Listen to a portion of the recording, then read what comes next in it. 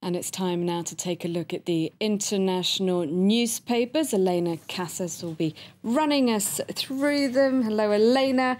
Starting off with the death, of course, of two foreign journalists in Syria. I imagine there are quite a lot of tributes in them in the international newspapers this morning. Yes, they're on the front page of almost every paper, Claire. Tributes to the French photographer Remy Orchlik and, of course, the Sunday Times journalist Marie Colvin. Here on the front page of the Times, for whom she worked, along with virtually all the Anglophone papers today. The price of truth is the Times front page today, and the editor, for who was, of course, Marie Colvin's boss inside, calls her one of the most determined and one of the most driven journalists he's ever met. Courageous, he says she had a tremendous joie de vivre and a profound belief that reporting from war zones could actually change something. He says in that piece it's easy for journalists to become cynical and start to believe that their work has no effect on events in, if you like, the real world, but she had enormous faith that reporting from war zones could in fact change real political events. That's what the Times editorial is talking about today. They say that all sorts of horrendous things that have happened in the last 50 years, like the genocide in Cambodia in the 1970s or the Rwandan killings in 1994, at first seemed so barbaric that when the testimonies of victims were originally heard in the West, when they'd fled those countries, no one quite believed that they could be true. But without the work of reporters who were brave enough to go there and find out if they were really true and bring back evidence, we would never have known they were really happened and thus never have been able to take any action. In the Syria case, of course, if there were no reporters there, we would have no idea what is going on, and therefore we wouldn't have a developing international consensus that Bashar al-Assad must leave. So her work, if you like, for those editors in the Times proves that journalists can in fact accomplish something really concrete. The Guardian today also has republished an article written by Marie Colvin herself. It's the text of a speech that she gave in November 2010 at a Reporters Without Borders conference about why war reporting is actually important. She says there that over the last couple of years, the number of reporters dying in war zones seems to be increasing. The incidence of them being deliberately targeted by armies seems to be increasing. And that means it's more important than ever that people do actually go there and report. She talks about the era of 24/7 rolling news and blogs and Twitter, saying that we often forget that despite all that technology, war reporting hasn't changed very much since she started it 30 years ago, because you still need someone to actually go there and come back with the facts.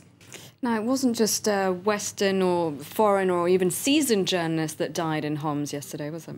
No, absolutely not. Look at this interesting article in the New York Times, which is about how, as they call it, the first YouTube war. They're talking about ordinary Syrian citizen journalists who risk their lives to go out, film what's happening and post it on the internet. So that's something that new technology has changed. It now allows ordinary people, even in a city that's cut off like Homs is, to use the internet to make their what's happening to them public. They talk about some very well-known video bloggers in Syria who've been recently killed, like Rami al-Sayed, who was found dead yesterday. His body was riddled with bullets after he had spent 11 days broadcasting continuously what was going on in Homs on the internet. So he'd become already quite an internet celebrity and is now dead. So that's something that's new about this conflict, according to the New York Times, just the amount of stuff that's appearing on the internet from ordinary people.